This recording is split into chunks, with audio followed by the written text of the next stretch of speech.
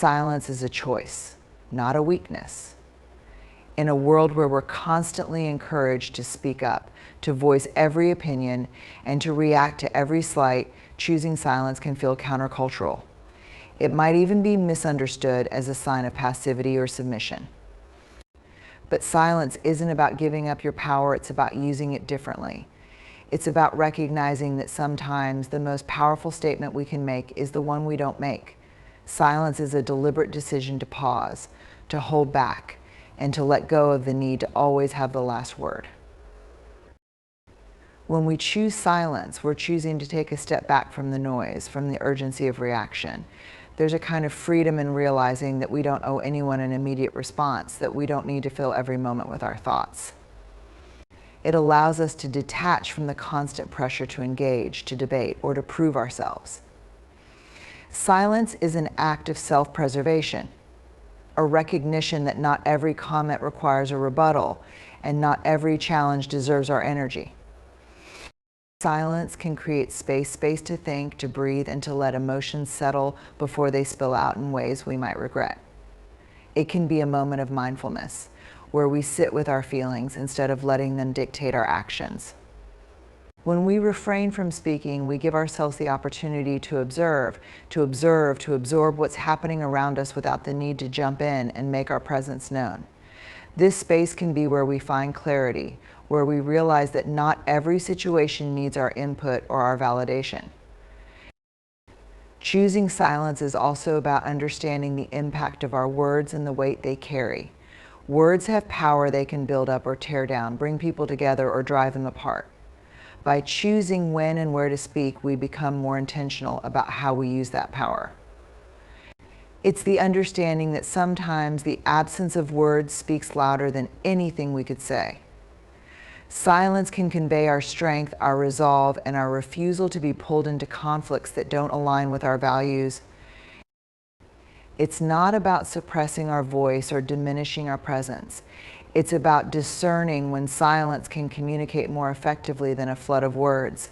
It's about realizing that just because we have the ability to speak doesn't mean we have to use it all the time. Silence can be a boundary, a way of protecting our own thoughts and emotions from being trampled in the rush to respond. By choosing silence, we acknowledge that there is power in restraint. It's the power to let go of the urge to control how others perceive us or what they think of our silence.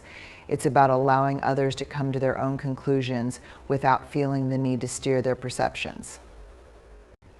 In that silence, we can find strength, resolve, and a deep sense of self-respect.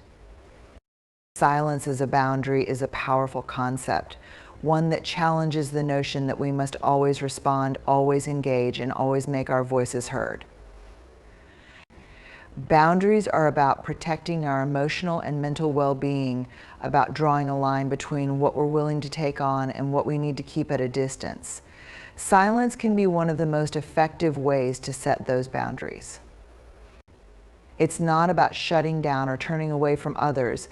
It's about creating a space where we can maintain our sense of self without being overwhelmed by the demands and expectations of others. When we use silence as a boundary, we're choosing to protect our peace. It's an act of preserving our inner world when the outside world becomes too chaotic or draining. It's a way to maintain control over our emotional landscape, to ensure that we aren't swept away by the emotions or drama of others. Silence can serve as a shield, a buffer that allows us to stay grounded in ourselves, even when there is noise all around us. By choosing not to engage, we create a barrier that separates our inner calm from external chaos. Silence as a boundary is about recognizing that not every situation requires our input or our energy. There are times when engaging in a conversation or argument would only drain us, leaving us feeling depleted and disconnected from our sense of self. Silence becomes a way to conserve our energy, to protect it from being scattered by conflicts that don't align with our values or priorities. It's about understanding that we have a finite amount of emotional energy and that it's worth preserving for the things that truly matter to us. This type of boundary can also be a way of respecting ourselves and our needs. It's an acknowledgement that our time, our feelings, and our mental space are valuable, and that we don't have to offer them up just because someone else demands our attention. Silence gives us the power to choose when and how we engage with others. It's a way to maintain our autonomy in a world that often tries to pull us in multiple directions at once. By choosing silence, we're saying that we are not obligated to respond to every request for our time or every criticism that comes our way. Silence can also be a way of setting boundaries without the need for confrontation. There are times when we don't have the energy or the desire to explain why we're not engaging, and silence can be a way to make our position clear without having to verbalize it. It's a way to hold firm without getting drawn into a debate or discussion that might drain us further. In this way, silence can be a gentle yet firm reminder to others that we are not available for every conversation, that we have limits, and that those limits are worthy of respect. Using silence as a boundary is also about giving ourselves permission to step back when we need to. It's a way of saying that it's okay to prioritize our well-being, even if it means leaving some words unsaid or letting some conversations go unfinished. Silence allows us to reclaim our space, to carve out moments of solitude and reflection, even in the midst of a busy, demanding world. It's a way to ensure that we're not constantly giving ourselves away to the needs and expectations of others, that we have room to breathe and reconnect with ourselves. Silence as a boundary is not about isolation, it's about self-preservation. It's the understanding that sometimes the most caring thing we can do for ourselves is to step back and stay quiet, especially when the alternative would mean sacrificing our sense of inner peace. By choosing silence, we're choosing to prioritize our own well-being over the need to be heard, and in doing so, we're setting a boundary that allows us to navigate life with greater balance and resilience. Listening more and reacting less is a practice that allows us to slow down in a world that constantly pushes us to speed up. It's the art of pausing, of letting go of the urge to jump in with our thoughts and opinions before fully understanding what's being said. When we prioritize listening over reacting, we create space to truly absorb the information around us, to see things from perspectives we might not have considered, and to find depth in the moments that would otherwise pass us by. It's a conscious decision to be present, to put our immediate reactions on hold, and to give ourselves the chance to truly hear what others are communicating. Listening more requires patience and a willingness to be open. It means resisting the pull to respond impulsively, especially when emotions run high or when we feel challenged. By taking a moment to listen deeply, we allow ourselves to get beyond surface level interpretations and understand the underlying feelings or intentions behind someone's words. It's not just about hearing the words being spoken, it's about tuning into the tone, the pauses, and the unspoken emotions that often carry as much weight as what is actually said. It's in those quiet moments that we can find the real meaning, the one that's sometimes lost in the rush to reply. Reacting less doesn't mean we become passive or disengaged. It means we become more intentional with our responses. Instead of being quick to defend, argue, or prove a point, we give ourselves time to consider whether a reaction is necessary or if silence might serve us better. We learn to sit with discomfort, to allow difficult emotions to rise and settle before deciding on our next move. This pause can be a source of strength, a moment of clarity where we recognize that not every situation demands our input and not every opinion requires a rebuttal. In choosing to listen more, we shift our focus away from ourselves and toward the other person. We start to notice things we might have missed in our eagerness to react, details, feelings, and nuances that give us a fuller understanding of the situation. It's a way of letting go of the need to be right or to have the last word, and instead embracing a mindset of curiosity and empathy. Listening deeply allows us to connect more authentically with others because we're not just waiting for our turn to speak. We're engaging with what's being shared, allowing it to influence us, and recognizing that there is value in perspectives other than our own. Reacting less can also protect our own peace of mind. It prevents us from getting swept up in arguments or misunderstandings that might escalate into unnecessary conflict. When we hold back from reacting immediately, we give ourselves the time to reflect on what we truly want to communicate.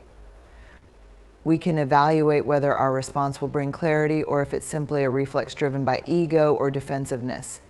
This self-awareness helps us to avoid speaking words that we might later regret, words that could damage relationships or create unnecessary friction.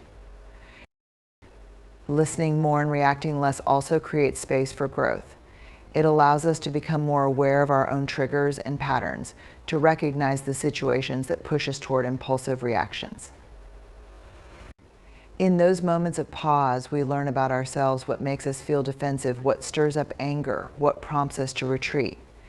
By becoming more mindful of these reactions, we can start to work through them, becoming less reactive and more grounded. It's a practice that helps us to develop emotional resilience, making us better equipped to navigate challenging conversations and interactions with grace. By focusing on listening, we also open ourselves up to the possibility of change. We become more receptive to new ideas, more willing to question our own assumptions, and more open to the idea that we don't always have all the answers. It's an acknowledgement that others have wisdom and experiences that can expand our understanding of the world, but only if we allow ourselves the space to hear them.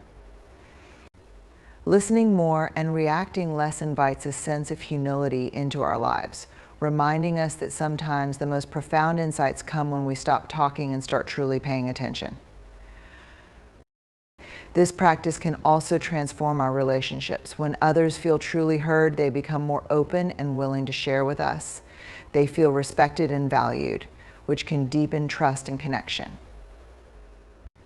By reacting less, we create an environment where people feel safe to express themselves without fear of judgment or immediate pushback.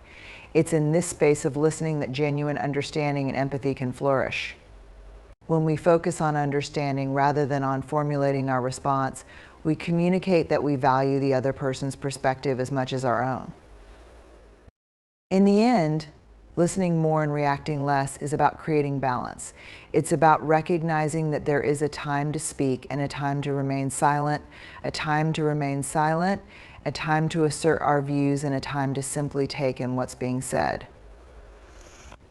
It's the realization that we don't always need to be in control of the conversation, that sometimes the greatest gift we can offer is our attentive presence. By giving ourselves the freedom to listen without the pressure to immediately react, we open the door to deeper understanding, both of others and of ourselves. Silence can be a profound expression of emotional intelligence. It's the ability to recognize when speaking would escalate a situation rather than bring resolution. Emotional intelligence involves understanding our own emotions and those of others, and silence can be a powerful tool in this process. It allows us to pause and read the room, to assess the emotions in a conversation, and to gauge when the time is right to speak or not to speak at all. In moments of conflict, when tempers are flaring or when we sense that others are not in a place to hear us, silence can be the most respectful choice we can make. It gives everyone involved a chance to cool down, to reflect on their feelings, and to return to the conversation with a clear mind. It's an acknowledgement that sometimes the best way to show care and respect is by choosing not to add more fuel to the fire. Silence as a form of emotional intelligence is also about recognizing our own triggers. It's the awareness that some topics or comments might make us want to react immediately, but that reacting without thought might come from a place of hurt or defensiveness rather than from our best selves. In those moments, staying silent is a way of giving ourselves time to process our feelings, to understand why we feel the way we do, and to decide how we want to respond in a way that aligns with our values. This kind of silence isn't about suppressing our emotions, it's about managing them with wisdom. It's about creating a space for self-reflection, where we can examine our reactions without the pressure of external judgment. It's in these moments of silence that we can gain greater insight into our own emotional patterns and begin to understand what truly triggers us, what moves us, and what we need to work through.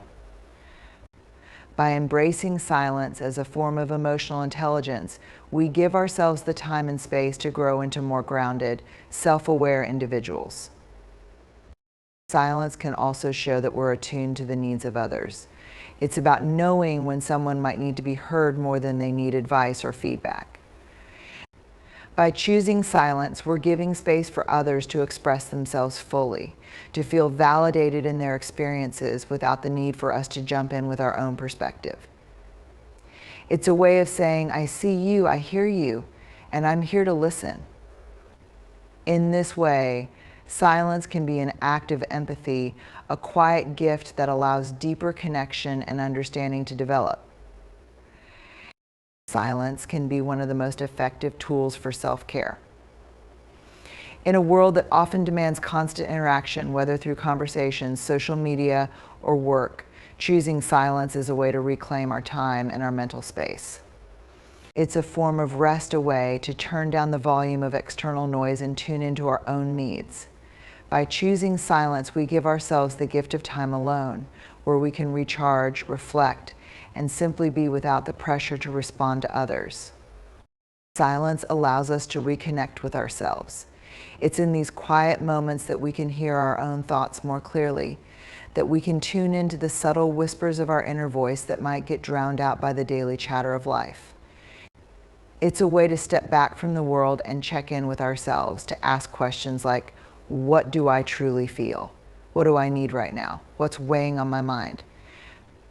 It's through this introspection that we can gain clarity about our own desires, dreams, and the things that might be holding us back.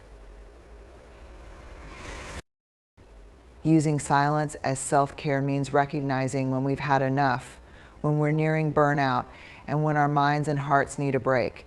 It's about listening to our own limits and honoring them without feeling guilty for stepping back.